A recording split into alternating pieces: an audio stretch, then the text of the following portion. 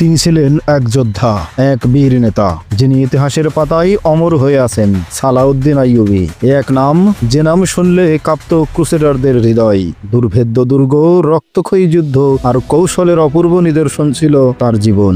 Jerusalem পুনরুদ্ধারের সেই মহাকাব্যিক অভিযান আজও বিশ্বের অন্যতম গৌরব গাথা। এই সিরিজে আমরা তুলে ধরব সুলতান সালাউদ্দিন আইয়ুবীর প্রতিটি দুঃসাহসিক পদক্ষেপ, যে গল্প কেবল ইতিহাস নয়, এক প্রেরণার উৎস। আসুন ফিরে যাই সেই সময়ের স্রোতে, জেনে নেই সেই মহান বীর যোদ্ধার জীবন গাথা। ফেইথ অ্যান্ড ফ্যাক্টস এর আয়োজনে সালাউদ্দিন আইয়ুবীর দুঃসাহসিক অভিযানের আজকের পর্বে আপনাকে স্বাগতম। আমাদের প্রত্যেকটি ভিডিও তার পূর্ববর্তী ভিডিওর সাথে সম্পর্কযুক্ত। আপনি যদি আমাদের আগের ভিডিওগুলো না দেখে থাকেন, তাহলে এখনই আমাদের চ্যানেল থেকে আগের ভিডিওগুলো দেখে আসতে পারেন। আপনি নতুন হলে আমাদের চ্যানেলটি সাবস্ক্রাইব করুন।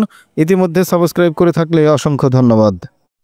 খ্রিস্টান সেনাবাহিনীর কয়েকজন সদস্য একটি গ্রামে লুকিয়ে থেকে মুসলিম সৈন্যদের গোপনে হত্যা করছিল। মুসলিম সৈন্যরা তাদের সন্ধান পায় একটি মেয়ের মাধ্যমে। সৈন্যরা সেই মহিলার কাছ থেকে গ্রামের লোকেশন জেনে নিয়ে সেদিকে চলা শুরু করলো। পাহাড়ি এলাকায় টিলার সারি শেষ হলো, শুরু হলো বিস্তীর্ণ প্রান্তর। এই প্রান্তরের শেষ মাথায় ছোট্ট একটি গ্রাম। ওইখানে বড়জোর 15-20 ঘর লোকের বসবাস। সুলতান সালাউদ্দিন আইয়ুবীর প্রহরারত সৈন্যরা সকলেই অশ্বপৃষ্ঠের আরোহী ছিল। সংকেত দিয়ে অন্য গ্রুপগুলোকে ওখানে একত্রিত করল ওরা। তারপর অতর্কিতে সেই গ্রামের উপর আক্রমণ চালানোর উদ্দেশ্যে ঘোড়া ছুটিয়ে দিল। সৈন্যরা গ্রামের কাছাকাছি চলে এলো। মেয়েটি সত্যি কথাই বলেছিল। খ্রিস্টান কমান্ডোরা সত্যি ওই গ্রাম দখল করে নিয়েছিল। তারা সেখানে পাহারা দাঁড় করিয়ে রেখেছিল। অশ্বারোহীদের দেখেই সমস্ত খ্রিস্টান সৈন্য ঘর ছেড়ে বাইরে চলে এলো। তাদের সামনে দাঁড় করালো মেয়ে এবং শিশুদের। অশ্বারোহীরা কাছাকাছি হলে একজন সুলতান আইয়ুবীর সৈন্যদের লক্ষ্য করে চিৎকার দিয়ে বলল, যদি তোমরা সামনে অগ্রসর হও তবে আমরা এই বাচ্চা এবং মেয়েদেরকে হত্যা করব। অশ্বারোহীরা নিরাপদ দূরত্বে দাঁড়িয়ে গেল। তারা খ্রিস্টানদের হাতে এতগুলো মুসলমান শিশু এবং নারীকে খুন হতে দিতে পারে না। ওরে কাপুরুষের দল, সুলতান আইয়ুবীর কমান্ডো বাহিনীর কমান্ডার বলল, তোমরা যদি ক্রুশের জন্যই যুদ্ধ করতে এসে থাকো তবে পুরুষের মতো সামনে এসে যুদ্ধ করো। শিশু এবং নারীদেরকে কেন ঢাল হিসেবে ব্যবহার করছো? তোমরা সবাই ফিরে যাও। খ্রিস্টান কমান্ডার বলল, আমরাও গ্রাম ছেড়ে চলে যাব। কথা দিচ্ছি আমরা আর এখানে থাকবো না।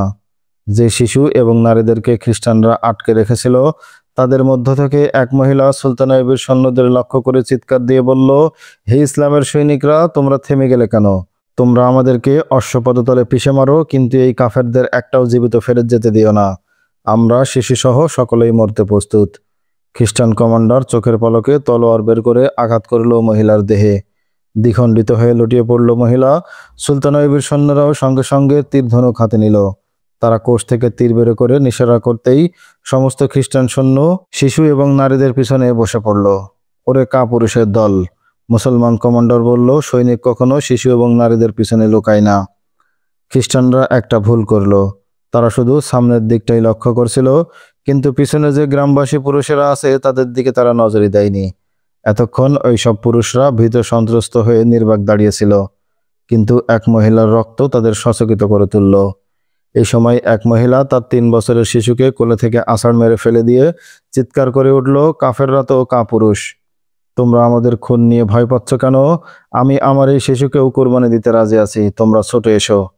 কাফেরদের পায়ের তলায় পিষে মারো, তোমরা ওদের ছেড়ে দিলেও ওরা আমাদের ছেড়ে দেবে না। মরতে যদি হয় আমি এই খ্রিস্টান সৈন্যদের সঙ্গে নিয়েই মরব। মহিলা পাশের এক খ্রিস্টান সৈনিকের উপর ঝাঁপিয়ে পড়ল। খ্রিস্টান সৈন্যটি মহিলাকে হত্যা করার জন্য তলোয়ার ওঠাচ্ছিল, কিন্তু সেই সুযোগ সে আর পেল না। পেছন থেকে এক গ্রামবাসী ঝাঁপিয়ে পড়ে কেড়ে নিল সৈনিকটির তলোয়ার। মুহূর্তের হাতাহাতি লড়াই বেঁধে গেল। গ্রামবাসী হাতের কাছে যা পেল তাই নিয়ে চড়াও হলো তাদের উপর। খ্রিস্টান সৈন্যরা সেই গ্রামবাসীদের প্রতিরোধ করতে গেলে আইয়ুবের অশ্বারোহীরা চিৎকার করে বলল, নারী এবং শিশুরা পালিয়ে যাও, তোমরা সরে দাঁড়াও এক পাশে। মেয়েরা শিশুদের কোলে নিয়ে পালাতে লাগলো। গ্রামের লোকেরা ঘোড়ার সামনে থেকে সরে দাঁড়ালো। কিছুক্ষণের মধ্যে 2 খ্রিস্টান ছাড়া সমগ্র খ্রিস্টান সৈন্য নিহত হয়ে অশ্বপদতলে মাংসের কিমা হয়ে গেল। গ্রামবাসীরা সেই দুজনকে হত্যা করতে চাইল, কিন্তু মুসলিম সেনা কমান্ডার তাদের বোঝালো, ওদের দুজনের নিকট থেকে অনেক গুরুত্বপূর্ণ তথ্য পাওয়া যেতে পারে। জরুরি প্রয়োজনে তাদেরকে বাঁচিয়ে রাখা দরকার। এই দুজন খ্রিস্টানকে নিয়ে সুলতান আইয়ুবীর গোয়েন্দা বিভাগের প্রধান হাসান বিন আবদুল্লাহর কাছে সঁপে দেয়া হলো। তিনি তাদের প্রশ্ন করলেন, তোমাদের কমান্ডো দল কোথায় কোথায় আছে জলদি বলে দাও। তারা দুজন জানতো এই প্রশ্নের জবাব না দিলে কি হবে।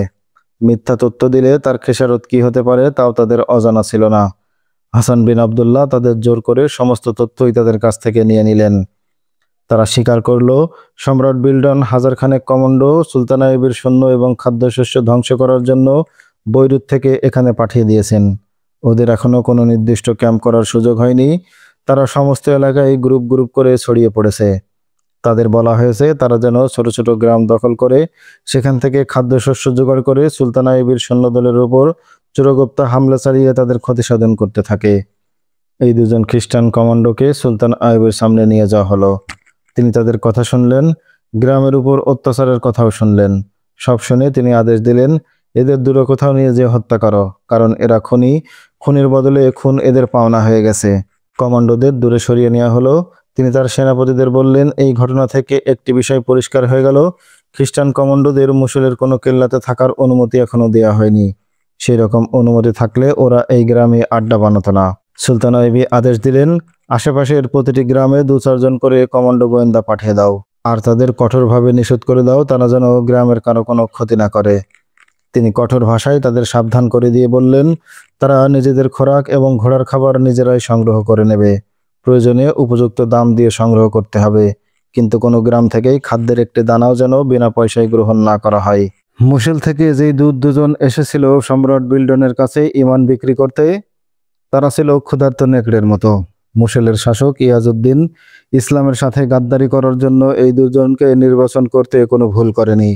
তারা যথেষ্ট কৃতিত্বের সাথেই তাদের দায়িত্ব পালন করে যাচ্ছে। এখানে তারা এসেছে খ্রিস্টান সম্রাট বিল্ডনের কাছ থেকে সাহায্য নিতে। সম্রাট বিল্ডন এই সুযোগ কাজে লাগিয়ে নিজের স্বার্থ হাসিলের জন্য কতিপয় শর্ত আরোপ করে। মুসলমান শাসকদেরকে আইয়ুবের বিরুদ্ধে যুদ্ধে জড়াতে পারলে এর চাইতে লাভের বিষয় তার জন্য আর কিছুই হতে পারে না। এই জন্য সে গাদ্দার মুসলিম শাসকদের পাঠানো দূতদের শাহী সম্মান এবং খাতির যত্নে কোনো ত্রুটি করেনি। মুসলমান দূতদের মাঝে ঈমানের কোনো লেশমাত্র ছিল না, জাতির মঙ্গল এবং কল্যাণের কোনো চিন্তাও ছিল না। একজন মুসলমান হিসেবে নিজেদের মধ্যে যে আত্মসম্মানবোধ এবং লজ্জাবোধ থাকা দরকার তার লেশও ছিল না তাদের মধ্যে। তাই সম্রাট বিল্ডনের সরবরাহ করা মদ এবং মেয়ে ভোগ করতে তাদের বিবেকে বাঁধেনি। আমোদ ফুর্তির এই সুযোগ পেয়ে তারা বরং আরো খুশি সম্রাটের কাছ থেকে নানা রকম উপহার এবং উপঢৌকন পেয়ে। দুইজন বৈরুতের উপকূল সংলগ্ন ভূমধ্যসাগরে নৌভ্রমণে বেরিয়েছে। এই সময় নর্তকীদের সর্দারের এক লোক তার সাথে দেখা করল। কথা প্রসঙ্গে সে তাদের জানালো, বৈরুতে সারা নামের একজন নর্তকী আছে, যার তুল্য সুন্দরী এই বৈরুতে নেই। দূত বলল, তাকে কি একবার আমাকে দেখাতে পারবে? লোকটি মাথা চুলকে বলল, কিন্তু দামি উপহার না পেলে সে কোথাও যায় না। ওটা নিয়ে তোমাকে চিন্তা করতে হবে না, তুমি তাকে আমাদের কাছে এনে দাও, আমরা তাকে খুশি করে দেব। অন্যজন বলল, শুধু তাকে কেন, তোমাকেও খুশি করে দেব। তাহলে তো কোনো চিন্তা নেই, ধরে নিন সে আপনাদের কামরায় এসে গেছে। তারা দুজন খুশিতে বাক। দালাল লোকটি তাদের সাথে বিনিময় মূল্য ধার্য করে সেখান থেকে বিদায় হয়ে গেল। যাওয়ার আগে বলল, কিন্তু কার কামরায় আগে পাঠাবো? দুজন মুখ চাওয়াচাই করল। শেষে একজন বলল, এই মিশনের তিনিই প্রধান, অতএব আগে তার কামরাটাই পাঠিয়ে দিও। সন্ধ্যার আগেই নৌকা ভ্রমণ সেরে ফিরে এলো ওরা। রাত নেমে এলো, অন্ধকার কালো রাত। আপন কামরায় বসে সারার জন্য অপেক্ষার প্রহর গুনতে লাগলো দূত প্রধান। কালের আতর কালো অন্ধকারে কালো আবরণে নিজেকে জড়িয়ে একসময় সারা এসে প্রবেশ করলো সেই কামরায়। দূতের বয়স 50-এর উপরে। গত রাতে সে এত মদ পান করেছিল যে একসময় বেহুশ হয়ে যায় এবং তাকে বেহুশ অবস্থায় রেখে ভোরে তার প্রমোদ সঙ্গিনীর কামরা থেকে বের হয়ে যায়। আজ সে কথা মনে হতেই সাবধান হয়ে যায় দূত, কিন্তু মদের নেশা তাকে টানতে থাকে। ফলে সন্ধ্যার পর থেকেই সে অল্প অল্প পান করতে থাকে। সে এক নর্তকের জন্য অপেক্ষা করছিল, মনে মনে কল্পনা করছিল তার রূপ মাধুরীর কথা, যার সৌন্দর্যের রসালো কাহিনী তাকে অধীর করে তুলেছিল। দরজা খুলতেই সে দেখল এক মেয়ে আপাদমস্তক কালো কাপড়ে শরীর ঢেকে কামরায় প্রবেশ করছে। কাপড়ের ভেতরে দাঁড়িয়ে আছে একটি নিটোল দেহ। দরজা বন্ধ হয়ে গেল। দূত বিছানা থেকে নেমে এগিয়ে এসে তাকে ধরতে গেল। মেয়েটির কালো আবরণ উন্মুক্ত হওয়ার আগেই দূত অশ্লীল ভাষায় উল্লাস প্রকাশ করে তাকে জাপটে ধরল। তখন সে তার বয়সের কথাও ভুলে গেল। সারা তার বাহুবেষ্টন থেকে মুক্ত হয়ে কালো আবরণ খুলে দূতের দিকে তাকালো। সঙ্গে সঙ্গে সে বিস্ময়ে হা হয়ে গেল এবং ভয় এবং বিস্ময়ে সে কয়েক হাত পিছিয়ে সরে গেল। তারপর সে আবারও তাকালো সেই দূতের দিকে এবং তাকে এই সরতে সরতে পেছনে একেবারে দেয়ালের সাথে গিয়ে ঠেকলো। সে 2 হাত দিয়ে মুখ ঢেকে নিল। দূত এগিয়ে গিয়ে সারার মুখ থেকে হাত সরিয়ে তার চেহারার দিকে তাকালো। সঙ্গে সঙ্গে তার মুখ থেকে অস্পষ্ট স্বরে বেরিয়ে এলো, সায়রা। সারা অপলক নয়নে তাকে দেখতে লাগলো, যেন তার ভাষা বন্ধ হয়ে গেছে। দুধ বিস্মিত হয়ে ভয়ে কম্পিত স্বরে আবার জিজ্ঞেস করলো, সায়রা, তুমি কি সায়রা? কয়েক সেকেন্ড লাগলো তার নিজেকে সামলে নিতে। তারপর 2 কদম পিছিয়ে মৃদু হেসে বলল, না, আমি বুঝি ভুল করছি। তোমার চেহারা আমার এক মেয়ের মতোই লাগছে। তার নাম সায়রা ছিল। সে সায়রা আমি। আপনি কোনো ভুল করেননি। আমি আপনার সেই হারিয়ে যাওয়া কন্যা। সারার মুখের বাঁধন খুলে গেল। সে ঘৃণায় দাঁত কটমট করে বলল, আমি আপনার সেই বেবি যাকে আপনি কোলে নিয়ে আদর করতেন। কিন্তু আপনি এক লোভী এবং স্বার্থপর পিতা। স্বার্থের জন্য করতে পারেন না এমন কোনো কাজ নেই। আমার দুর্ভাগ্য যে আমি এক নির্লজ্জ এবং অমানুষ পিতার কন্যা। দূতের মাথা ঘুরে গেল। সে টলমল পায়ে 2 পা এগিয়ে পালঙ্কের উপর ধপ করে বসে পড়ল। এখন তার মুখে কোনো ভাষা নেই, গলা শুকিয়ে গেছে। একই দেখছে সে। সায়রা তারই মেয়ে, সন্দেহ নেই এ মেয়ে তারই। সায়রা বাপের কাছ থেকে পৃথক হয়েছে আজ 2 বছর কয়েক মাস। মেয়ে এখন কোথায় আছে, কিভাবে আছে, কিছুই জানত না সে। বেঈমান পিতার কন্যা বারবানি তাই হয়। সায়রা সামনে এগিয়ে গিয়ে পিতার সামনে দাঁড়িয়ে ঘৃণায় দাঁত কটমট করে বলল, আজ তোর নিজের কর্মের ফল দেখ। বদমায়েশ, আজ তুই তোর আপন কন্যার সতীত্বের গ্রাহক। তোর কন্যা তোর প্রমোদ কামরাতে রাত কাটাতে এসেছে। সায়রা ক্ষিপ্ত বেগে 2 হাত বাড়িয়ে বলল, দে আমার মূল্য বের কর। আমি আজ রাত তো এখানেই কাটাতে এসেছি। ওরে মা, তুই তুই পিতার ভাষা এলোমেলো হয়ে গেল। তুই ঘর থেকে পালিয়ে গিয়েছিলি। আমি নির্লজ্জ নইলে তুই নির্লজ্জ। যে পিতা তার যুবতী মেয়ের সামনে কন্যার বয়সী মেয়েদের নিয়ে নির্লজ্জ আচরণ করে, নিজের কন্যার মতো মেয়েদের নাচিয়ে সুখ পাই, মদের নেশায় মাতাল হয়ে তাদের দিকে হাত বাড়াই, সেই বাপের বেটির কি আর লজ্জা থাকতে পারে? সময় হলে সেও নর্তকী এবং প্রমোদবালা হয়ে যায়। বাবা যদি তার বিয়ে দিয়ে দেয়, তবে এই পরিবেশে বেড়ে ওঠা মেয়েরা স্বামীকে ধোঁকা দিয়ে গোপনে পরকীয়ায় মেতে ওঠে। ওরে পিতা, তুই শুনে নে, আমি তোর অতীত এবং বর্তমানের কথা বলছি। আমি যখন দামেস্কে তোর বাড়িতে থাকতাম, তখন আমার সামান্য বুদ্ধি হলো, তখন থেকে দেখেছি তুই পরনারী নিয়ে গোপনে আমোদ ফুর্তি করতিস। নুরুদ্দিন জঙ্গি মারা গেল আর তুই আল মালেক সালেহের সাথে গোপনে পালিয়ে গেলি। যাওয়ার সময় আমাকে আর মাকেও সঙ্গে নিলি। ভালোবেসে তুই মদ ধরলি। তখন আমি যৌবনে পা দেইনি, বলতে গেলে শিশুই ছিলাম। দেখতাম তোর কাছে সাদা চামড়ার খ্রিস্টানরা আসতো। খ্রিস্টানরা তোকে ধন দৌলত দান করতো, খুব সুন্দরী মেয়েও দান করলো। তুই তখন প্রকাশ্যে আমাদের সামনে এই মদ গিলতে লাগলি। বাড়িতে মদের আসর বসে গেল। মেয়েরা নাচতে লাগলো। সাদা চামড়ার খ্রিস্টানরা আমাকে টানাটানি করতে লাগলে তুই ওসব দেখেও দা দেখার ভান করলি। পরে যখন আল মালিকুস সালেহ মারা গেল, তোর কাছে খ্রিস্টানরা আরো বেশি আসতে লাগলো। তুই আগের চেয়েও বেশি মাতাল এবং নারী বিলাসী হয়ে উঠলি। ইয়াজউদ্দিন তোকে আরো বড় পদে দায়িত্ব দিয়ে দিল। আমি তোর প্রমোদবালা নর্তকীদের সাথে মিশতে লাগলাম। তাদের কাছ থেকে নাচ শিখলাম। তুই যখন জানলি আমি ভালো নাচতে শিখেছি, তাতে তুই খুব খুশি হলি। খ্রিস্টানরা যখন আমার নাচ দেখলো, তারা আমাকে বুকে জড়িয়ে ধরে আদর করলো, চুমু খেলো। তখন তুই সেটা খারাপ মনে করলি না, শুধু এই জন্য যে আমার পরিবর্তে তারা তোকে ইউরোপের সুন্দরী মেয়ে দান করত। তুই তোর ইমান বিক্রি করে দিয়েছিলি, লজ্জা শরম ধুয়ে মুছে দিয়েছিলি। এতটুকুতেই ক্ষান্ত হলি না তুই। তুই সুলতান সালাউদ্দিন আইয়ুবের বিরুদ্ধে ষড়যন্ত্র শুরু করলি। এই কাজে তোর অনেক দোসর জুটে গেল। তাদের নিয়েই তুই মশগুল হয়ে গেলি। এদিকে তোর একমাত্র কন্যার কি হলো, স্ত্রীর কি হলো, কিছুই দেখার সময় নেই তোর। এই সময় এক খ্রিস্টান আমাকে স্বপ্নপুরী দেখালো। আমি তোর বাড়িকে সালাম জানিয়ে তার সঙ্গে চলে এলাম। এতটুকু বলেই সায়রা আবার 2 হাতে মুখ ঢাকলো। ফুলে ফুলে কাঁদতে লাগলো সে। দুধ স্তব্ধ হয়ে বসে শুনছিল তার কথা। মেয়ের চেহারায় পিতার প্রতি যে চরম ঘৃণা প্রকাশ পাচ্ছিল, সে মনে মনে বলছিল, সেই চিত্র দেখার দুর্ভাগ্য যেন কোনো বাপের না হয়। মেয়েকে এভাবে কাঁদতে দেখে তার ভেতরটাও নড়ে উঠল। সে মুখ তুলে করুণ সুরে বলল, তারপর তারপর কি হলো সায়রা? সেই কথা আমাকে আর জিজ্ঞাসা করো না।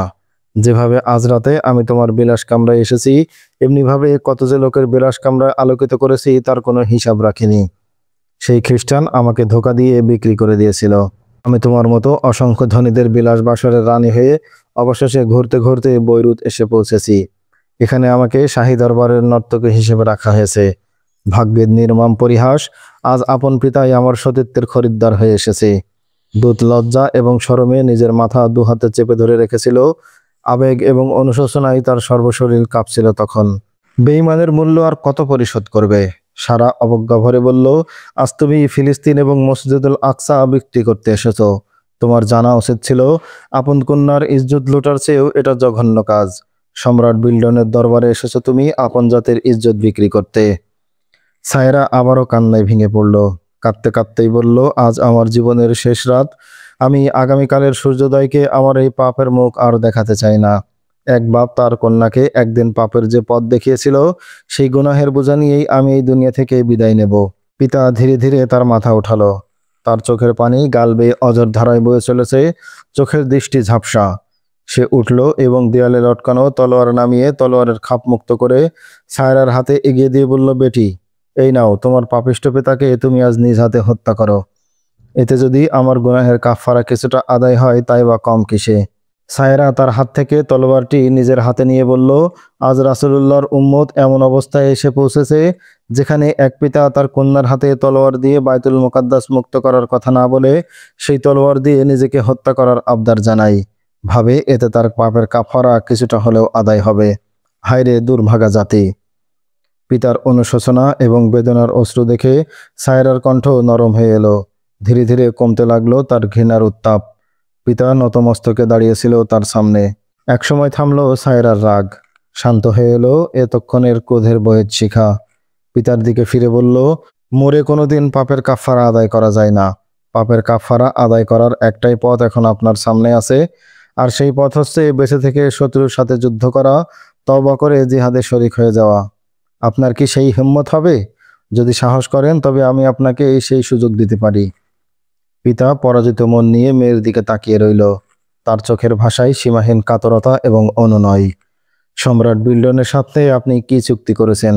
সুলতানা বিবিকে পরাজিত করার জন্য কোন পরিকল্পনা করেছেন? করে থাকলে কি সেই পরিকল্পনা আমাকে বলুন। সায়রা বলল, আমি সেই সংবাদ সুলতানকে পৌঁছে দেব। এর চেয়ে ইসলামের খেদমত এবং নেকি আর কিছু হতে পারে না। এতে আপনার পাপেরই ক্ষমা হবে না, বাপ বেটি মিলে যে পাপ করেছি আমি বিশ্বাস করি তারও ক্ষমা হয়ে যাবে। আমরা নিজেদেরকে আবার ইসলামের খাদেম মনে করতে পারবো। পিতা চুপ করে শুনছিল মেয়ের কথা। সায়রা পিতার মুখের দিকে তাকিয়ে বলল, আমাদের দুই বাপ বেটির নাজাতের একটি মাত্র পথই খোলা আছে বাপজান। আমরা বাপ বেটি এখান থেকে পালিয়ে যাব।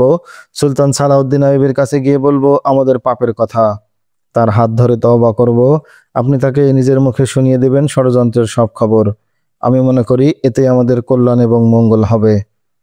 হ্যাঁ, আমি প্রস্তুত, বাবা বলল, কিন্তু আমরা এখান থেকে বের হব কেমন করে? সেই ব্যবস্থা আমি করব, সায়রা বলল। পিতা কন্যাকে জড়িয়ে ধরল। বাপ বেটি মিলে কাঁদল অনেকক্ষণ। অন্তরের আবেগ যেন গলে গলে পড়ছে। বাপ মেয়ের কান্নাকাটিতে কেটে গেল রাত। ভোর হলো। সায়রা পিতার কাছ থেকে বিদায় নিয়ে বুড়ির কাছে যাওয়ার পরিবর্তে ছুটে গেল হাসান ইদ্রিসের কাছে। একটু কথা বলে রাখা দরকার, হাসান ইদ্রিস সালাউদ্দিন আইয়ুবের একজন গোয়েন্দা। সায়রা যখন এখানে সারা হিসেবে নর্তকী হয়ে এসেছিল, তখন থেকেই সায়রার সাথে হাসান ইদ্রিসের নিয়মিত দেখা হতো। হাসান ইদ্রিসের ভালো লাগতো তাকে, এবং শেষ পর্যন্ত সায়রা এবং হাসান ইদ্রিস পরস্পরকে ভালোবেসে ফেলেছিল। এই ভালোবাসার তাগিদেই তারা প্রকাশ করেছিল হাসান সালাউদ্দিন আইয়ুবের গোয়েন্দা। পরবর্তীতে সায়রাকেও রাজি করিয়েছিল সালাউদ্দিন আইয়ুবের পক্ষে গোয়েন্দাগিরি করার জন্য। এদিকে হাসান ইদ্রিসও সারা রাত ঘুমাতে পারেনি দুশ্চিন্তায়। ফজর পড়ে সারার জন্য অপেক্ষা করছিল। সারা তার কামরায় ঢুকলো, মুখে বিষাদ নয় আনন্দের ছটা। হাসান বলল, তোমার কোনো ক্ষতি হয়নি তো? খবর কিছু সংগ্রহ করতে পেরেছো? না, আমার কোনো বিপদ হয়নি। তোমার সাথে আমার অনেক কথা আছে। এই দূত আর কেউ নয়, আমার জন্মদাতা পিতা। হাসানের মাথাটা চক্কর দিয়ে উঠল। বলল, বলো কি? হ্যাঁ হাসান, ভাগ্যের নির্মম পরিহাস। কন্যার গ্রাহক ছিল আপন পিতা। সারার কণ্ঠে বিষণ্ণতা। এরপর সে হাসানকে শোনালো তার জীবন কাহিনী। কেমন করে বাবা তাদেরকে বাড়িটাকে পাপের আড্ডাখানা বানিয়ে রেখেছিল, কেমন করে সেই পাপের ভক্ত অনুরাগী হয়ে একসময় খ্রিস্টানদের সাথে বাড়ি ছেড়েছিল সে, তারপর কেমন করে এখান পর্যন্ত পৌঁছেছে সব খুলে বলল। এরপর সায়রা বলল, কাল রাতে আমাকে তার কামরায় দেখে মনে হয় আব্বার হুঁশ ফিরে এসেছে। আমি তার অনুশোচনার কান্না দেখেছি। আব্বা এখন সুলতান আইয়ুবের কাছে যেতেও প্রস্তুত। এবার বলো কি করা যায়? হাসান কিছুক্ষণ চুপ করে রইল। তার মাথা নিচের দিকে। একটু পর মুখ তুলে বলল, কয়েক ঘন্টার ব্যবধানে পৃথিবীটা কেমন ওলটপালট মনে হচ্ছে।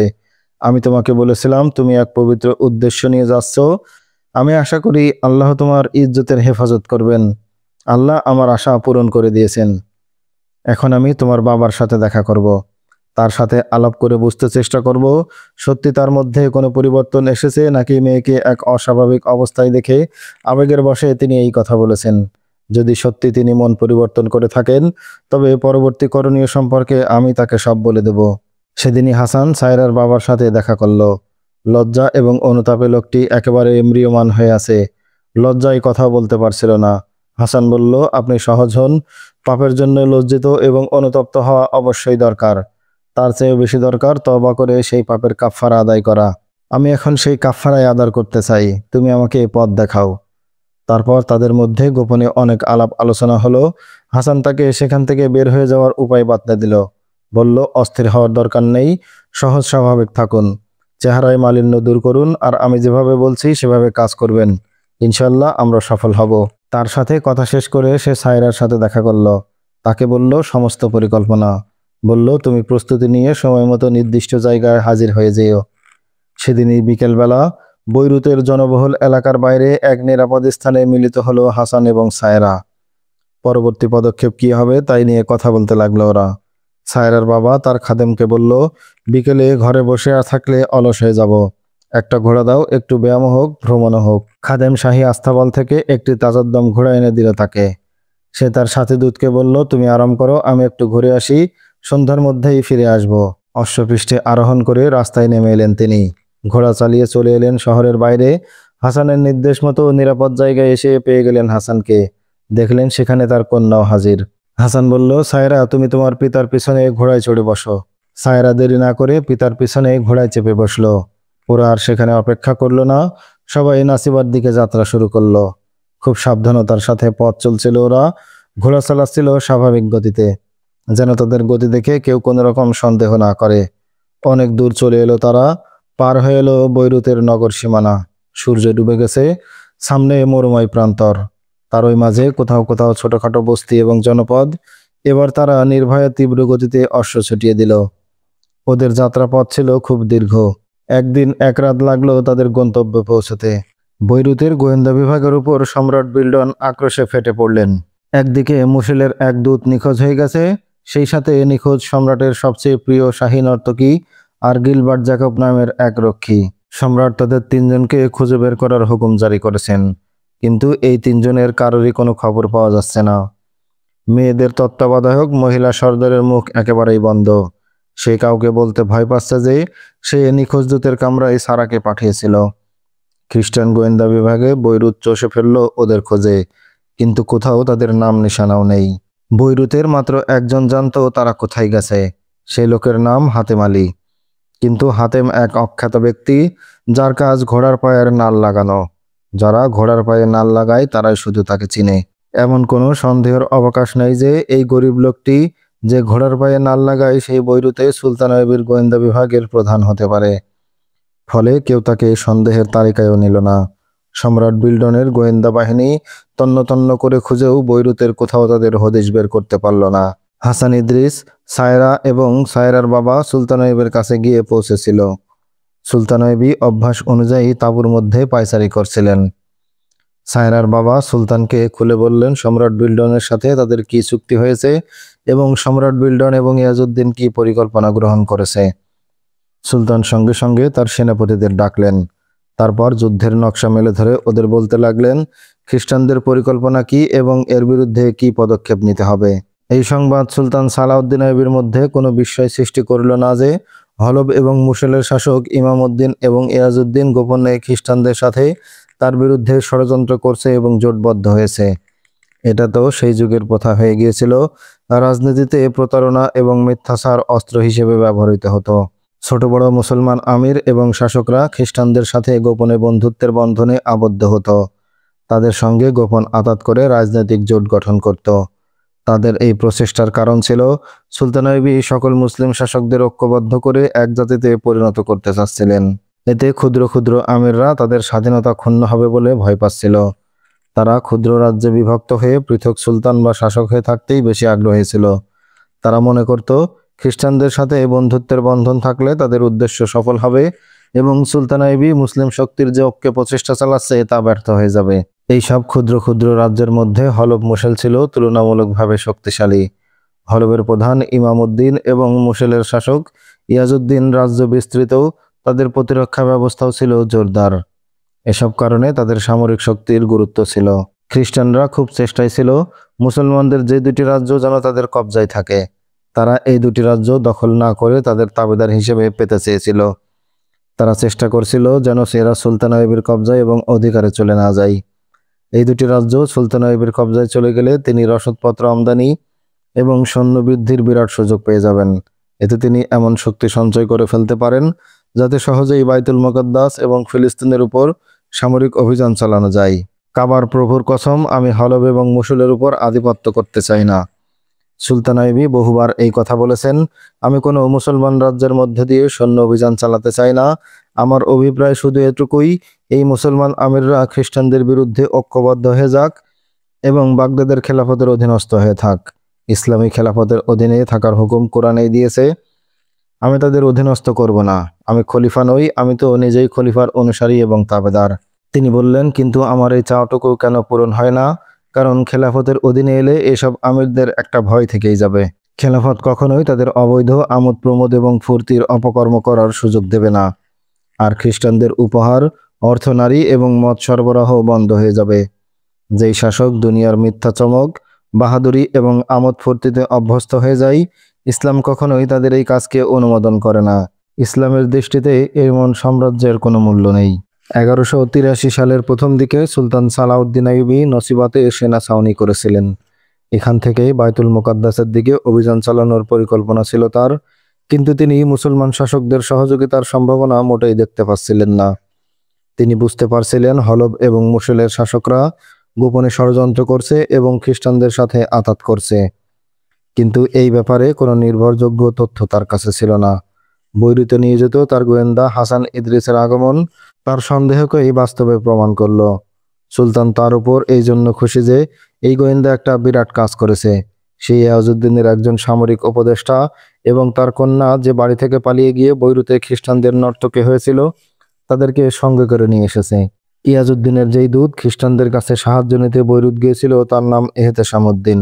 এক কয়েদের অনুভূতি নিয়েই তিনি সুলতান আইয়ুবের দরবারে হাজির হয়েছিলেন, কিন্তু তিনি তাকে সসম্মানে তার সেনাপতিদের পাশেই বসতে দিলেন। এহতেশামউদ্দিনকে সকল সেনাপতি ভালোমতো চিনতেন। সেনাপতিদের কেউ তাকে অবজ্ঞার চোখে দেখছিল, আবার কারো মুখে ছিল হাসির চিহ্ন, কারণ তারা তাকে একজন বন্দী হিসেবেই মনে করছিল। সুলতান আইয়ুবী সেনাপতিদের দৃষ্টি আকর্ষণ করে বললেন, এতক্ষণ আমি তোমাদের কাছে যে পরিকল্পনা পেশ করলাম, এবার সেই সম্পর্কে তোমাদের অভিমত শুনব। তবে তার আগে তোমরা হাসান ইদ্রিসের রিপোর্ট শুনে নাও। হাসান ইদ্রিস সেনাপতিদের সামনে তার রিপোর্ট পেশ করল। হাসান ইদ্রিসের কথা শেষ হলে সুলতান আইয়ুবী বললেন, আমি আশা করি আমার বন্ধু এহতেশামউদ্দিন নিজেই সমস্ত কথা খুলে বলবেন আপনাদের সামনে। তিনি ইয়াজউদ্দিন এবং ইমামউদ্দিনের দূত হিসেবে সম্রাট বিল্ডনের দরবারে গিয়েছিলেন। সেখানে কি চুক্তি হয়েছে এবং ইয়াজউদ্দিন এবং ইমামউদ্দিনের নিয়তটা কি, তা তোমরা তার বক্তব্য থেকে জানতে পারবে। সম্মানিত সুলতান, এক সেনাপতি বলল, আমি আশা করি তার আগে আপনি আমাকে কিছু বলার সুযোগ দেবেন। কি বলতে চাও? এক গাদ্দার এবং বন্দীকে আপনি বন্ধু বলছেন এবং যেই সম্মান দিচ্ছেন তার কারণ আমাদের বোধগম্য নয়, আর তার রিপোর্ট কতটুকু বিশ্বাসযোগ্য তাও আমাদের ভেবে দেখতে হবে। সুলতান আইয়ুবী বললেন, আমি এহতেশামউদ্দিনের উপর কোনো দোষারোপ করছি না, যদিও তিনি আমার বিরুদ্ধে যুদ্ধ করার জন্য খ্রিস্টানদের কাছে সামাজিক সাহায্য চাইতে গিয়েছিলেন। মুসুলের শাসক ইয়াজউদ্দিন তাকে এই কাজে পাঠিয়েছিল। দোষ করলে সে করেছে, এহতেশামউদ্দিন তো তার চাকর মাত্র ছিল। কিন্তু সুলতান, বলল সেই সেনাপতি, এহতেশামউদ্দিন ইয়াজউদ্দিনের শাসন বিভাগের কোনো সাধারণ অফিসার নন, উনি তার সামরিক উপদেষ্টা এবং সেনাপতি। তার তো ইয়াজউদ্দিনকে পরামর্শ দেওয়া উচিত ছিল যাতে তিনি খ্রিস্টানদের কাছ থেকে সাহায্য না নেন। আমাকে আদেশ করা হয়েছিল। এহতেশামউদ্দিন বললেন, আমি যদি তার আদেশ অমান্য করতাম তবে আমাকে সে জল্লাদের হাতে সমর্পণ করে দিত। অন্য এক সেনাপতি বলল, আপনি নিজের মৃত্যুর ভয়ে এক গাদ্দার শাসকের এমন আদেশ পালন করেছেন যাতে আপনার জাতি এবং ধর্মের মৃত্যুর পথ পরিষ্কার হয়। নিজের জীবনকে আপনি কি এতটাই মূল্যবান মনে করেন? আমরা আমাদের বাড়ি থেকে দূরে, নিজের সন্তান পরিজন সম্পর্কে বেখবর হয়ে কিসের জন্য এখানে পড়ে আছি? আমরা আমাদের সারাটি জীবন কিসের জন্য এই পাহাড় এবং মরুভূমিতে কাটিয়ে দিলাম? কিসের জন্য এত কষ্ট করছি? রাতে পাথরের উপর শয়ন করি, আর আপনি হলবের মহলে শাহজাদার মতো জীবন কাটান। আপনি মদ পান করে নেশার বিভোর হন, ইহুদি খ্রিস্টান নর্তকী নিয়ে মনোরঞ্জন করেন, এমনকি মুসলমান মেয়েরাও রেহাই পায় না আপনার ছবল থেকে।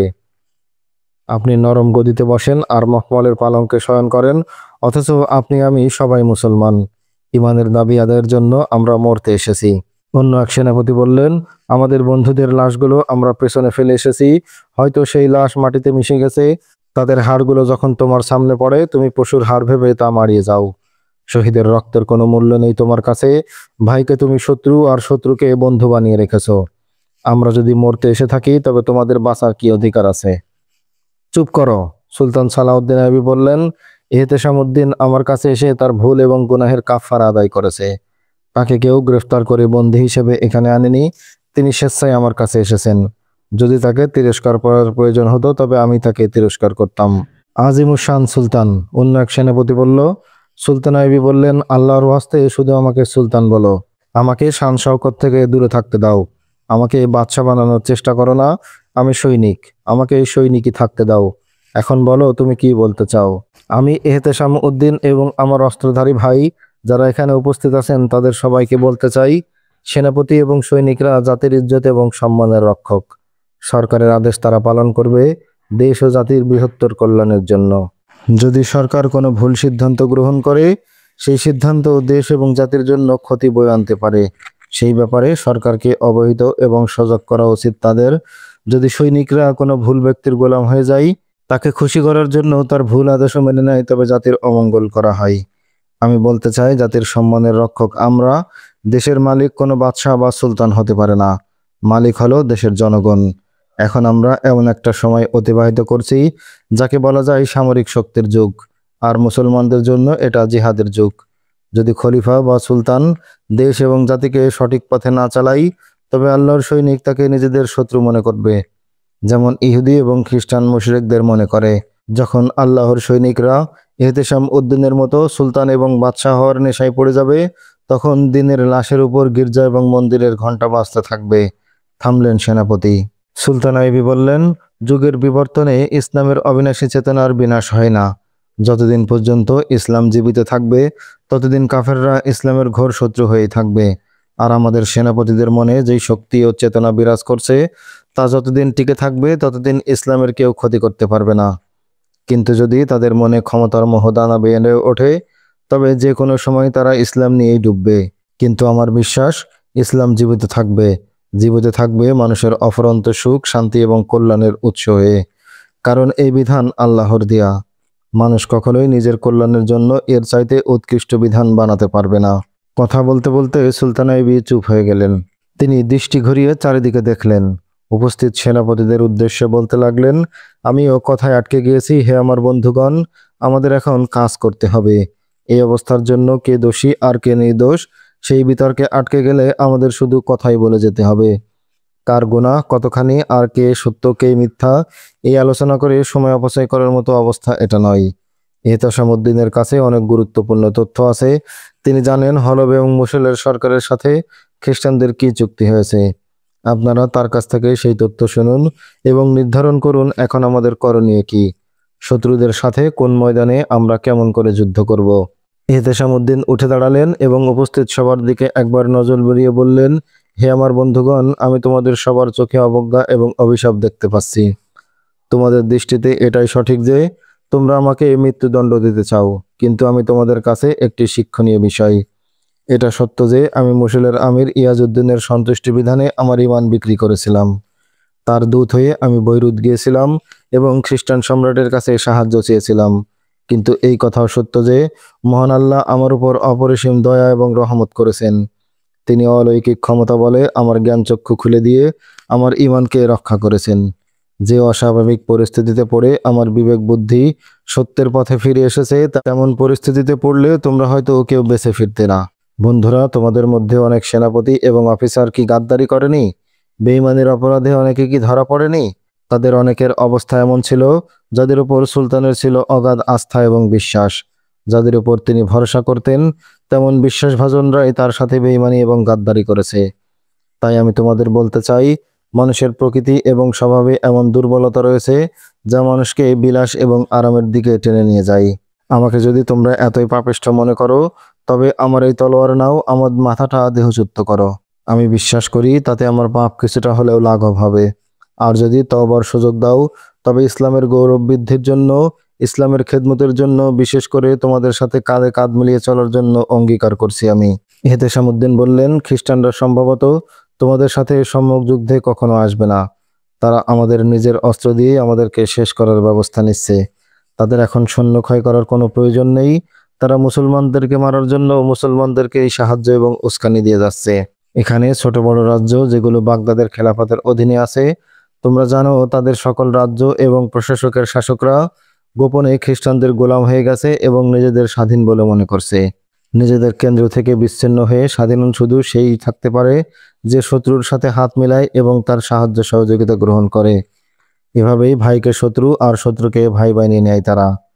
কোনো দেশে গৃহযুদ্ধ লাগলে সেখানে শুধু একটি দলই সঠিক এবং দেশপ্রেমিক হয়, অন্যান্য দলগুলো শত্রুদের বন্ধু হয়। শত্রু কখনো খুশি মনে এবং সরল অন্তর্করণে সাহায্য দান করে না, বরং তারা নিজেদের স্বার্থে এবং তাদের পরিকল্পনার সঙ্গে সঙ্গতি রেখেই সাহায্য দান করে। খ্রিস্টানরা আমাদের দেহের বিরুদ্ধে অঙ্গকে সাহায্য দিয়ে যাচ্ছে। তারা মুসলকে তাদের কমান্ডো বা গুপ্ত বাহিনীর আড্ডা বানিয়ে নিয়েছে। তারা বেশ কিছুকাল ধরেই সেখান থেকে গেরিলা আক্রমণ এবং কমান্ডো অভিযান চালাচ্ছে। এমনিভাবে হলব এবং অন্যান্য ছোট ছোট রাজ্যেও তারা তাদের কমান্ডো বাহিনী পাঠিয়ে সেখানে তাদের আখড়া তৈরির চেষ্টা চালাচ্ছে। তাদের একমাত্র টার্গেট সুলতান আইয়ুবী এবং তার আপসহীন বাহিনী। এখন থেকে মুসলিম অঞ্চলে তারাই আপনাদের উপর আক্রমণ চালাবে। আমি বৈরুত গিয়ে জানতে পারলাম, খ্রিস্টানরা মুসল থেকে একটু দূরে কোনো এক পাহাড়ি এলাকায় অসংখ্য অস্ত্র এবং সামান জমান করেছে। এই সব অস্ত্র তারা জমা করেছে তাদের কমান্ডো বাহিনীর জন্য। পরে প্রকাশ্য যুদ্ধের সময়ও তারা এ অস্ত্র ব্যবহার করতে পারবে। তারা প্রকাশ্য যুদ্ধও করবে মুসলিম শাসক শ্রেণীর আড়ালে থেকে। তারা তাদের বাহিনীর বড় একটি অংশই মুসলিম বাহিনীর সাথে একাকার করে দেবে। যুদ্ধ করবে তারা, কিন্তু নাম হবে গাদ্দার মুসলিম শাসকদের।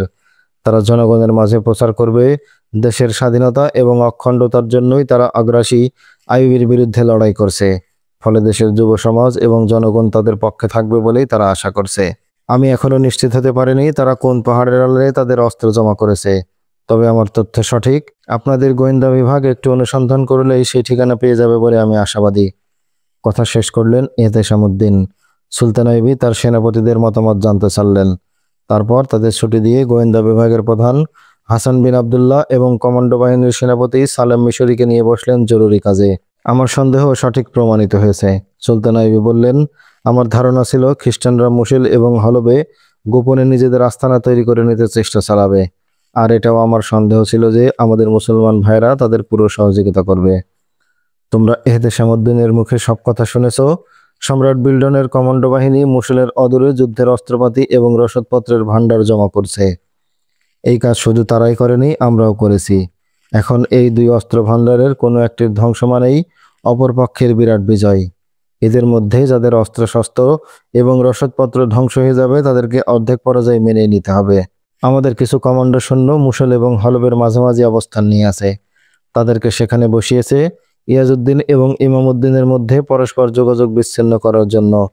এখন বৈরুত এবং তাদের দুজনের যোগাযোগ বিচ্ছিন্ন করতে হবে।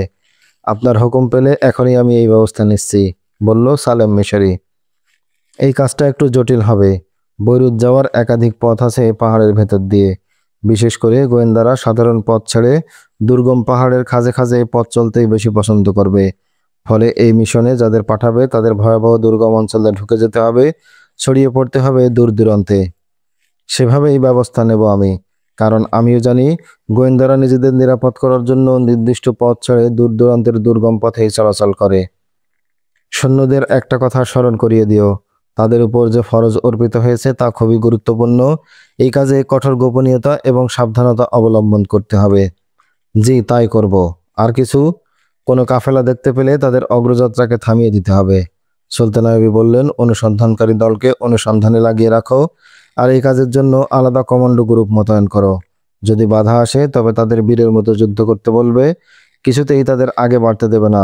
তবে এখানে আমাদের যুদ্ধনীতি অব্যাহত থাকবে। আমরা অহেতুক মৃত্যুর হার না বাড়িয়ে যত অধিক সংখ্যক তাদের জীবিত ধরার চেষ্টা করব। যুদ্ধের ময়দানে লাশের চেয়ে কয়েদিরা মূল্যবান বেশি। তিনি হাসান বিন আবদুল্লাহর দিকে ফিরে বললেন, হাসান, তুমি আমাকে এক কাজ করে দেখাও। খ্রিস্টানরা অস্ত্রশস্ত্র, আগ্নেয়াস্ত্র এবং পেট্রোলের হাড়ি কোথায় জমা করেছে তা জলদি আমাকে জানাতে চেষ্টা করো। মনে হয় তারা সেগুলো কোনো পাহাড়ের গুহায় বা গুপ্ত স্থানে গোপনে সুরক্ষিত রেখেছে। যদি তুমি সেই স্থানের সংবাদ সংগ্রহ করতে পারো, তবে সেগুলো ধ্বংস করে আমরা সহজেই অর্ধেক যুদ্ধ জিতে নিতে পারবো। সেই ব্যবস্থা ইনশাল্লাহ শীঘ্রই করব, বলল হাসান। এটা সবসময় খেয়াল রাখবে, শত্রুরা দীর্ঘদিন ধরে আমাদের সাথে লুকোচুরির খেলা যুদ্ধ চালানোর পরিকল্পনা নিয়ে এসেছে। সুলতান আইবি বললেন, ক্রুসেডাররা এবার প্রকাশ্য যুদ্ধ করার পরিবর্তে গুপ্ত আক্রমণ করার প্ল্যান এঁটেছে। কমান্ডো যুদ্ধের মজা ওরাও বুঝে গেছে। তাদের এ লড়াইয়ের উদ্দেশ্য হচ্ছে আমাদের উত্তেজিত করা। তারা চাচ্ছে আমরা যেন তাদের উপর আগে প্রকাশ্য আক্রমণ চালাই। আমরা এমন বোকামি করব না, আমরাও তাদের উপর কমান্ডো আক্রমণে চালাবো। তারা আমাদের বিরুদ্ধে বিভিন্ন স্থানে উৎপেতে থাকবে, ফলে উৎপাতার মতো স্থান আমাদের কমান্ডোদেরকেও সতর্কতা অবলম্বন করতে হবে। এই কাজগুলো তোমরা দুজনে মিলে সমাধান করার চেষ্টা করো।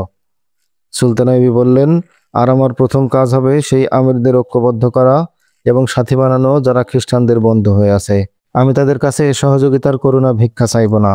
আমি এখন তলোয়ারের খোঁচায় তাদের কাছ থেকে সহযোগিতা আদায় করব।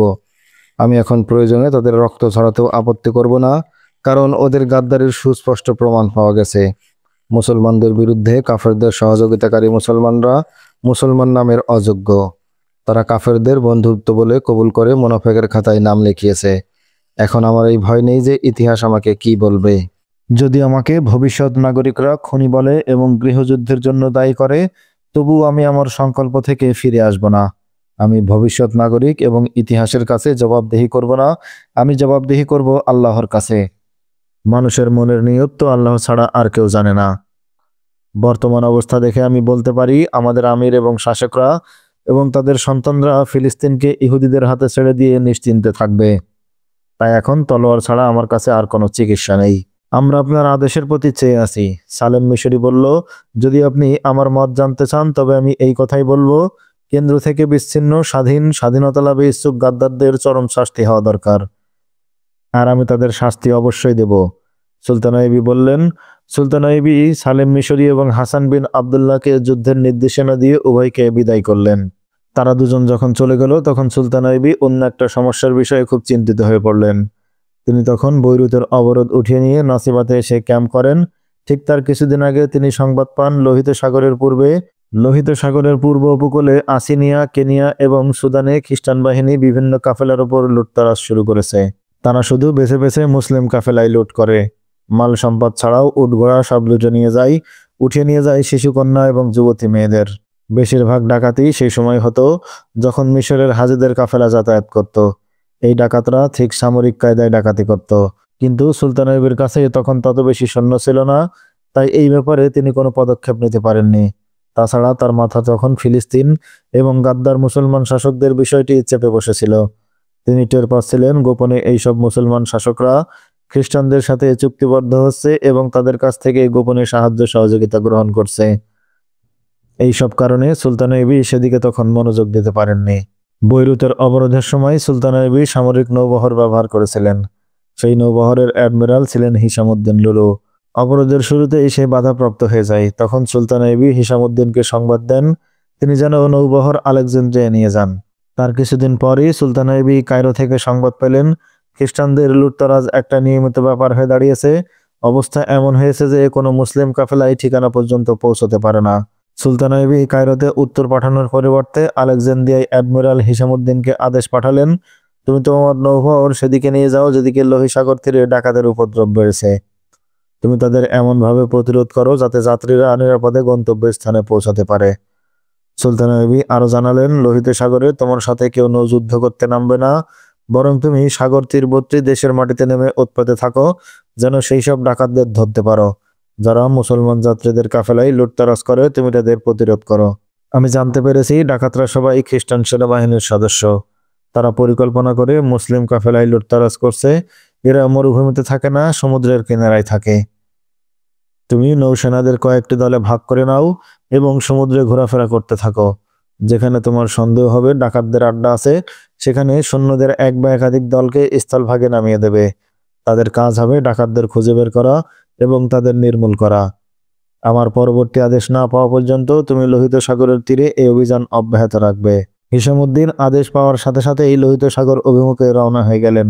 যেই যুগে ভূমধ্য সাগর এবং লোহিত সাগরের সাথে যোগাযোগের জন্য সুয়েজ খাল ছিল না। লোহিত সাগরে সুলতান আইয়ুবের কয়েকটি যুদ্ধ জাহাজ এবং বড় বড় নৌকা রেখেছিলেন। এই সাগরের পশ্চিম তীরে মিশর এবং পূর্ব পাড়ে সৌদি আরব অবস্থিত। উত্তরে সিনাই মরুভূমি এবং আকাবা উপসাগর। বিভিন্ন কাফেলা যারা মিশর, সুদান এবং সোমালিয়া থেকে হজের জন্য যাত্রা করত, তাদের উট, ঘোড়া এবং হাজীদের অন্যান্য মালামাল নৌকায় করে সুয়েজ উপসাগর পার করে হতো। আবার কোনো কোনো কাফেলা লোহিত সাগরের পাড় ধরেও পথ চলত, তাতে সাগরের ঠান্ডা বাতাসে পথ চলা তাদের জন্য আরামদায়ক হতো। হিশামুদ্দিন সেখানে পৌঁছে সুলতানের নির্দেশ মতো দুটো দলকে উপকূলে নামিয়ে দিলেন। তারা স্থলভাগে নেমেই ডাকাতদের সামনে পড়ে গেল। সঙ্গে সঙ্গে কমান্ডো আক্রমণ করে তাদের কয়েকজনকে হত্যা করলো, বাকিরা পালিয়ে গেল। সন্ধান নিয়ে দেখা গেল তারা সবাই মরু ডাকাত। সুলতানের কথা মতো কোনো খ্রিস্টান সৈন্য তিনি সেখানে খুঁজে পেলেন না। হিশামুদ্দিন একদিন সংবাদ পেলেন মিশর থেকে এক বিরাট হজের কাফেলা হেজাজের পথে যাত্রা করেছে। কাফেলাটি আরব মরুভূমির মধ্য দিয়ে পথ চলছিল। হিশামুদ্দিন তার কয়েকজন সৈন্যকে যাযাবরের বেশে পাঠিয়ে দিলেন, কিন্তু তারা মরুভূমির অনেক পথ চষে বেড়িয়েও কাফেলার কোনো সংবাদ পেল না। কাফেলার যাত্রীদের দুর্ভাগ্য যে তারা সাগর তীর থেকে অনেক ভিতর দিয়ে পথ চলছিল। অত ভিতরে তাদের খুঁজতে যায়নি দলটি।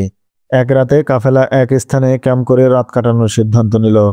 কাফেলার হজযাত্রীও ছিল, ব্যবসায়ীও ছিল, কয়েকটি পরিবারও তাদের সহযাত্রী ছিল। এদের মধ্যে ছিল শিশু এবং বৃদ্ধ। কয়েকটি কিশোরী এবং যুবতী মেয়ে ছিল কাফেলায়। উট ঘোড়ার সংখ্যাও ছিল অনেক। লোক সংখ্যা ছিল কম বেশি 600-র মতো।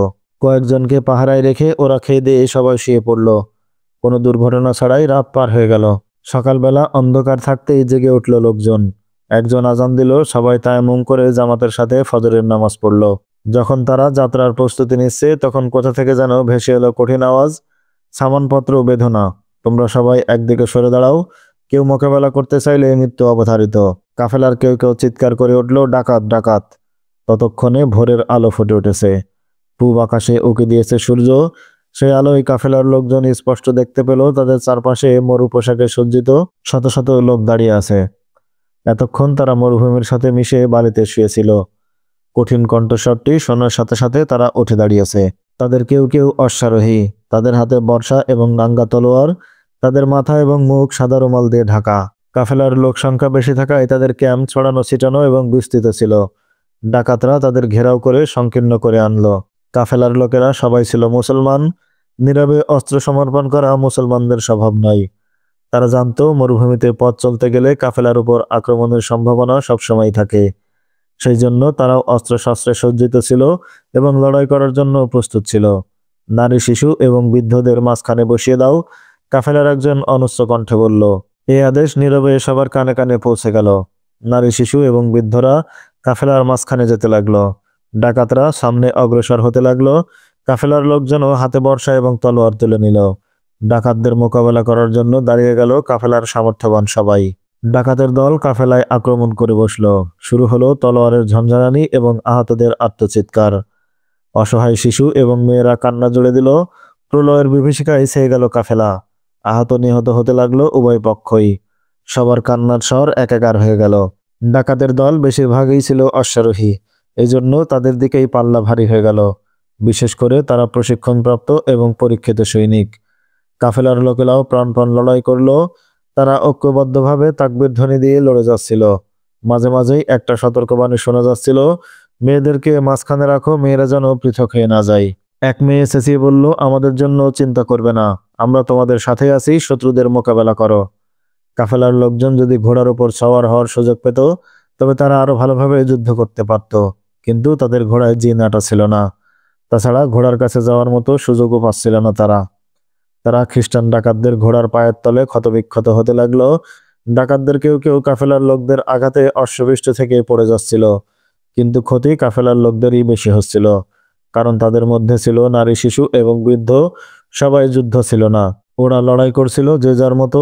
কেউ কেউ মেয়েদের ঘিরে ওদের পাহারা দিচ্ছিল। যুদ্ধ ক্রমশ ছড়িয়ে পড়ল সর্বত্র। কাফেলার 7-8 জন যুবতী ছিল। এদের মধ্যে আলেকজান্দ্রিয়ার এক নামকরা নর্তকীও ছিল, নাম তার রায়াদি। সে তার পেশার প্রতি বিরক্ত হয়ে তওবার জন্য হজ করতে যাচ্ছিল। তার সাথে যে লোক ছিল সে তাকে খুব ভালোবাসত। তার সহযোগিতায় সে তার মালিকের নিকট থেকে পালিয়ে আসতে সমর্থ হয়েছে। তারা এখনো বিয়ে করেনি। দুজনেরই আশা ছিল তারা মক্কায় গিয়ে বিবাহ বন্ধনে আবদ্ধ হবে এবং পরে হজ পালন করবে। রায়াদি নর্তকী হওয়ার কারণে তার গতি ছিল চঞ্চল এবং ক্ষিপ্র। লড়াই শুরু হওয়ার পর কিছুক্ষণ সে তার সঙ্গীর সাথেই ছিল। সঙ্গী তাকে নিয়ে বিশাল কাফেলার সাথে হজ যাচ্ছিল বলে সঙ্গে কোনো অস্ত্র বা তলোয়ার আনেননি। যদিও তখনকার দিনে মানুষ সফরে তলোয়ারকে পোশাকের মতোই অপরিহার্য মনে করত, তবে তার কাছে একটা ছোরা বা খঞ্জর ছিল। সে সেই খঞ্জর হাতে রায়াদির পাশে থেকে তাকে পাহারা দিচ্ছিল। রায়াদি তার মুখ মাথা এমনভাবে ঢেকে রেখেছিল যে যাতে তার সৌন্দর্য ডাকাতদের চোখে না পড়ে।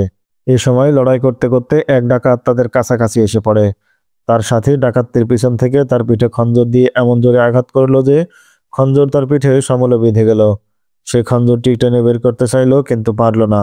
আহত ডাকাত ঘুরে পলকে তার বুকে তলোয়ারের মাথা বিদ্ধ করে দিল। দুজনেই মাটিতে পড়ে গেল। এই ডাকাতের পিঠে তীর ভর্তি কোষ ছিল আর তার কাঁধে ধনুক লটকানো ছিল। রায়াদি তার ধনুক এবং তীর কোষটিকে খুলে নিল। রায়াদির পাশেই কাফেলার কিছু জিনিসপত্র গাদা করে রাখা ছিল। তাতে ছিল নিত্য ব্যবহার্য সামগ্রী, কাপড় চোপড় এবং তাঁবু। রায়াদি তীর ধনুক নিয়ে তাঁবুর স্তূপের আড়ালে গিয়ে লুকিয়ে গেল। খ্রিস্টান ডাকাতরা ঘোড়া ছুটিয়ে তার সামনে দিয়ে ছুটোছুটি করছে। রায়াদি ধনুকের তীর জুড়ে নির্দিষ্ট অশ্বারোহীকে টার্গেট করে তীর ছুটতে শুরু করলো। তার নিশানা খুব ভালো ছিল, প্রতিটি তীরই লক্ষ্যভেদ করতে লাগলো। এভাবে সে বেশ কিছু ডাকাতকে ফেলে দিতে সক্ষম হলো। সে আরো তীর ছুড়ল এবং আরো 2-3 জনকে ঘায়েল করলো। একটি তীর বিভিন্ন ঘোড়ার পায়ে বিদ্ধ হলো। একটি ঘোড়া তীরবিদ্ধ হয়ে পাগলের মতো ছুটোছুটি করতে লাগলো। রায়াদিকে কেউ দেখতে পাচ্ছিল না। সে আবার নিশানা ঠিক করলো এবং এক আরোহীর উপর তীর চালালো। তীরটা আরোহীর গায়ে না লেগে ঘোড়ার গায়ে গিয়ে বিদ্ধ হলো। ঘোড়াটি নিয়ন্ত্রণ হারিয়ে দিক বিদিক ছুটতে লাগলো। ঘুরতে ঘুরতে ঘোড়াটি তাঁবুর গাদার স্তূপের উপর এসে পড়ল। এই স্তূপের আড়ালেই রায়াদি লুকিয়েছিল। ঘোড়ার জিনিসপত্রের উপর দিয়ে হুড়মুড় করে ছুটতে গিয়ে রায়াদের গায়ের উপর পড়ল। আরোহী আগেই দূরে ছিটকে পড়েছিল। ঘোড়া রায়াদের গায়ের উপর পড়তেই গাদার মধ্য থেকে ছড়িয়ে পড়ল তার মরণ চিৎকার। ঘোড়াটি তখন রায়াদের গায়ের উপর পড়ে তখন তার কাহিল অবস্থা। জঞ্জালের কারণে সে আর অগ্রসর হতে না পেরে ওখানেই ছটফট করতে লাগলো। তখনও কেউ মারা যায়নি, না ঘোড়া না রায়াদি। ঘোড়ার গলায় তীরবিদ্ধ হয়েছিল। স্তূপে কয়েক পল্টি খেয়ে সে আবার উঠে দাঁড়ালো এবং একদিকে ছুটে পড়ালো। স্তূপের পাশে ছিটকে পড়া আরোহী উঠে বসলো। চিৎকারের শব্দ লক্ষ্য করে তাকালো স্তূপের দিকে। সেখানে গাদার মধ্যে একটি মাথা দেখতে পেল। মাথাটি কোনো সুন্দরী নারীর বলেই তার মনে হলো। আরোহী লোকটি উঠে দাঁড়ালো এবং স্তূপের জঞ্জাল সরিয়ে দেখতে পেল সেখানে আহত এক সুন্দরী নারী। পাগলা ঘোড়ার পায়ের আঘাতে সে ক্ষতবিক্ষত, তার উঠে বসার মতো অবস্থায়ও নেই। তখনও রায়াদি জ্ঞান হারায়নি। খ্রিস্টান লোকটি তাকে ধরে উঠালো। রায়াদি তখন কাতরাচ্ছে। একসময় লড়াই শেষ হয়ে গেল। ডাকাত দল অনেক ক্ষতি স্বীকার করার পরেও তারাই জয়ী হলো। তারা কাফেলার মাল সামান একত্রিত করে কাফেলার বেঁচে যাওয়া লোকদের মাথায় তুলে নিয়ে আস্তানার দিকে রওনা দিল। এই লড়াইয়ের 2 দিন পর হিশামুদ্দিন নৌবাহিনীর এক জাহাজের কেবিনে বসেছিলেন। তার কেবিনের দরজায় আঘাত হলো। তিনি বললেন, ভেতরে এসো। স্থল বাহিনীর কমান্ডার দরজা খুলে ভেতরে এলো। তার সাথে এক লোক। লোকটির চেহারা এতই ফ্যাকাশে এবং দুর্বল যে একদম মরা মানুষের মতো রক্তশূন্য। খ্রিস্টান ডাকাতরা বিরাট এক কাফেলা লুট করেছে। বাহিনীর লিডার হিশামুদ্দিনকে বলল, এই ব্যক্তি ডাকাতদের বন্দিদশা থেকে পালিয়ে এসেছে। অবশিষ্ট কাহিনী তার মুখেই শুনে নিন। সেই লোক বিস্তারিতভাবে বর্ণনা করল ঘটনা, কাফেলার উপর কেমন করে আক্রমণ হয়েছে, কিভাবে কাফেলার লোকজন তাদের মোকাবেলা করেছে সব। বলল, আমরা বীরত্বের সাথেই মোকাবেলা করেছি, কিন্তু আমাদের ঘোড়ায় জিন বাঁধা ছিল না। যদি আমরা ঘোড়ার উপর সাওয়ার হতে পারতাম তবে শত্রুরা সহজে সফল হতে পারত না। লোকটি আরো বলল, কাফেলার খুব কম সংখ্যক লোকই বাঁচতে পেরেছে। যারা শেষ পর্যন্ত বেঁচে আছে তারা এখন ডাকাতদের হাতে বন্দী। আমার মনে হয় তাদেরকেও এতক্ষণ হত্যা করা হয়েছে। লোকটি বলল, আমিও তাদের হাতে বন্দী ছিলাম। আল্লাহর হয়তো ইচ্ছা ছিল কথাগুলো আপনার কাছে পৌঁছানোর, তাই হয়তো তিনি আমাকে সেখান থেকে বের করে এনেছেন। কাফেলার নারী এবং শিশুদের কি অবস্থা হয়েছে? লজ্জার ব্যাপার হলেও না বলে পারছে না। 5 জন যুবতী এবং 10-12 জন কিশোরীকে তাদের কাছে বন্দী আছে। তাদের সাথে যে ব্যবহার করা হচ্ছে তা বলার মতো নয়। সে বলল, কাফেলায় প্রচুর পরিমাণ মূল্যবান জিনিসপত্র, নগদ অর্থ সবই তারা লুটে নিয়েছে। 90টা ঘোড়া এবং প্রায় 150 উটও হস্তগত করেছে তারা। ওরা এখন কোথায় আছে? এক ভয়ঙ্কর এবং দুর্গম পাহাড়ের আড়ালে। এমন ভীতিকর এবং আতঙ্কজনক স্থান আমি আর আগেও কখনো দেখিনি। লোকটি পাহাড়ের বর্ণনা দিতে গিয়ে বলল, পাহাড়ের উপর পাহাড়, টিলার পর টিলা। সেই পাহাড় এবং টিলা পেরিয়ে যতই ভেতরে ঢোকা যাবে ততই দুর্গম হয়ে উঠবে পথ। একসময় দেখা যাবে একেবারে সটান খাড়া হয়ে টিলাগুলো আছে। লোকটি বলল, এই টিলাগুলো পাহাড়ের অনেক ভেতরে। সেই টিলার আড়ালে ডাকাতরা গুহার ভেতরে নিজেদের জন্য ছোট ছোট কামরা বানিয়ে নিয়েছে। পাহাড়ি ঝর্ণার একাধিক স্রোত আছে সেখানে, ফলে পানির কোনো অভাব হয় না তাদের। চারিদিকে অনেক দূর পর্যন্ত পাহাড় থাকায় এলাকাটা তাদের জন্য যথেষ্ট নিরাপদ। সেখানেই তারা তাদের শক্তিশালী আড্ডা বানিয়ে নিয়েছে। এলাকাটা বিরান হওয়ার পরও তাদের কারণেই সেই দুর্গম পাহাড়ের ভেতরটা আবাদ হয়ে গেছে। সেই পাহাড় এখান থেকে কত দূরে? যে স্থানের কথা বলছি সেটা সমুদ্র উপকূল থেকে প্রায় মাইল 20 দূরে হবে। তুমি পালিয়ে এলে কিভাবে? লোকটি বলল, লড়াইয়ের সময় কিছু ডাকাত আমাদের আঘাতে মারা গেলেও শেষ পর্যন্ত আমরা টিকতে পারিনি। আমাদের অধিকাংশ সদস্য মারা গেলে আমরা হাতিয়ার ছেড়ে দিতে বাধ্য হই। লড়াই শেষ হলে আমরা যারা জীবিত ছিলাম সবাইকে বন্দি করে তাদের সঙ্গে নিয়ে নিল। আমাদের মাল সামান, আমাদের সমস্ত উট এবং ঘোড়ার পিঠে তুলে দিল। কিছু কিছু দিল আমাদের মাথায়ও। সন্ধ্যা নাগাদ তাদের সাথে পথ চলে আমরা তাদের আস্থানায় পৌঁছে গেলাম। ক্যাম্পে এসে তারা আমাদেরকে কয়েকটি গুহায় বন্দি করে দিল। লুট করে আনা মাল সামান সব গুছিয়ে রাখলো। রাতে তারা মদ পান করে ফুর্তি করতে লাগলো। তাদের লিডার বলল, দেখি আজ দামি দামি অলংকার এবং কি কি জিনিস এনেছো। কয়েকজন গিয়ে আলাদা করে লেখা লুট করা মূল্যবান সম্পত্তি এনে দলনেতার সামনে পেশ করলো। তারা সন্তুষ্ট চিত্তে এইসব মাল সামান দেখতে লাগলো। দলনেতা বলল, আর কেমন মেয়ে মানুষ পাওয়া গেছে? এবার কয়েকজন গিয়ে আমাদের মেয়েদের ধরে এনে নেতার সামনে হাজির করলো। তিনি বললেন, ঠিক আছে, নিয়ে যাও, পরে এদেরকে আমি তোমাদের মধ্যে ভাগ করে দেব। তারপর খোলা চত্বরে মদের আসর জমিয়ে উল্লাস করছিল। সেখানে অনেক মশাল জেলে এলাকাটা আলোকিত করে রাখা হয়েছিল, কিন্তু তাদের কোনো ভয় ছিল না, কারণ এই আলো দেখার মতো কোনো লোক অন্তত কয়েক মাইলের মধ্যে নেই বলে এই কথা তারা ভালো করেই জানত। আমাকে যে গুহায় রাখা হয়েছিল সেখানে আমার সঙ্গী সাথী অধিকাংশই ছিল আহত। আমি তাদের বললাম, তোমরা কি চাও আমি পালিয়ে যেতে চেষ্টা করি? তারা এক বাক্যে সবাই এতে সম্মতি দিল। তাদের মধ্যে কেউ কেউ বলল, যদি তুমি মঙ্গল মতে পালিয়ে যেতে পারো তবে লোহিত সাগরের তীরে গিয়ে পৌঁছাতে চেষ্টা করবে। সেখানে সৈন্যদের টহল বাহিনীর জাহাজ এবং নৌকা পাবে। তুমি সেখানে পৌঁছাতে পারলে আমাদের উপর যে বিপদ নেমে এসেছে তা ওদের জানাতে পারবে। সঙ্গীদের একজন বলল, আমার বিশ্বাস এই খবর সেখানে পৌঁছতে পারলে আমাদের মুক্তির কোনো না কোনো উপায় আল্লাহ অবশ্যই করে দেবেন। নিশ্চয় এই ডাকাতদের ধরার জন্য অভিযান চালাবে আমাদের বাহিনী। কিন্তু আমরা এখানে আছি তারা জানলো কি করে? ঠিক, আপনারা এখানে আছেন আমাদের জানা ছিল না। আমরা জানতাম সুলতান আইবি লোহিত সাগরের উপকূল নিরাপদ রাখার জন্য টহল বাহিনীর ব্যবস্থা রেখেছেন। সেই ধারণা থেকেই তারা এমন কথা বলেছে বলে আমার মনে হয়। কিন্তু এখানে এসে আমি আপনাদের পেয়ে গেলাম। তারপর তারপর কিভাবে পালালো তুমি সেই কথা বলো। ডাকাতরা সম্পদ এবং মেয়ে মানুষ পেয়ে আনন্দে মাতাল হয়ে গেল। মদ পান করতে করতে নেশায় বিভোর হয়ে ঢুলতে লাগলো ওরা। জায়গাটা এমন দুর্গম যে খুব বেশি পাহারার কথা ওরা ভাবেনি। তাছাড়া আমরা বলতে গেলে সবাই ছিলাম আহত। আমাদের পক্ষ থেকে কোনো বিপদের আশঙ্কাও তাদের ছিল না। একে একে মশাল লিপতে লাগলো, আলো কমতে লাগলো। একসময় গভীর অন্ধকারে ডুবে গেল আমাদের গুহার মুখ। অনেক কষ্টে গুহামুখের ঢাকনা সরানো গেল। সরানো ঠিক নয়, গুহামুখের ফাঁক গলে একজন মানুষ বেরোনোর মতো ছিদ্র তৈরি করা হলো। সেই ফাঁক গলে অনেক কষ্টে বেরিয়ে এলাম আমি। তারপর চুপিসারে ঢুলু ঢুলু পাহারাদারদের দৃষ্টি এড়িয়ে সরে এলাম খাড়া টিলাগুলোর কাছে। সেই নিরাপদ জায়গাটিতে যাওয়ার জন্য একটিমাত্র সুড়ঙ্গ পথ আছে। পথটি প্রশস্ত, ঘোড়াও পার করা যায় সেই পথে, কিন্তু সেখানে পাহারা থাকায় এই পথ মাড়ানোর সাহস পেলাম না। টিলাগুলো অনেক উঁচু এবং খাড়া হলেও তাতে বনলতার ঝোপ ছিল। অন্ধকারে সেই বনলতা বেয়ে টিলা পেরোনোর সুযোগ হয়েছিল বলেই আমি এখানে পালিয়ে আসতে পেরেছি। কিন্তু টিলা পেরোনোই সেখানে একমাত্র বিপদ ছিল না। অন্ধকারে সেখান থেকে বেরোনোর কোনো পথ জানা ছিল না আমার। মরুভূমিতে বেরিয়ে আসার রাস্তা খুঁজতে গিয়ে হন্য হয়ে গেলাম। ঘুরে ফিরে দেখা গেল বারবার একই জায়গায় ঘুরপাক খাচ্ছি। আমি প্রাণপণে আল্লাহকে স্মরণ করতে লাগলাম। কোরআনের যেসব আয়াত মুখস্থ ছিল পড়তে লাগলাম। আল্লাহর রহমতে শেষ রাতের একটু আগে টিলার গোলকধাঁধা থেকে বেরিয়ে এলাম। সমুদ্র কোন দিকে এ ব্যাপারেও কোনো ধারণা ছিল না। আমি আল্লাহর উপর ভরসা করে অনুমানে একদিকে হাঁটতে শুরু করলাম। যত জোরে সম্ভব হাঁটছিলাম আমি। সকাল হওয়ার আগেই পাহাড় ছেড়ে বহু দূরে চলে এলাম। সারাদিন আল্লাহকে স্মরণ করে পথ চলতে লাগলাম। পথে কোনো বস্তি বা কাফেলার দেখা পেলাম না। পালাবার সময় পানির একটা ছোট মশক এবং সামান্য কিছু খেজুর সঙ্গে আনতে পেরেছিলাম। এতেই আমি বেঁচে গেলাম। খুব বেশি ক্লান্ত হওয়ায় আর ছুটতে পারছিলাম না। দুপুরের একটু পর বালির টিলার পাশে পড়ে গেলাম। টিলার ছায় আমার ঘুম এসে গেল। যখন সূর্য ডুবতে বসেছে তখন আমার চোখ খুলল। অন্ধকার আকাশে ফুটে উঠল তারা।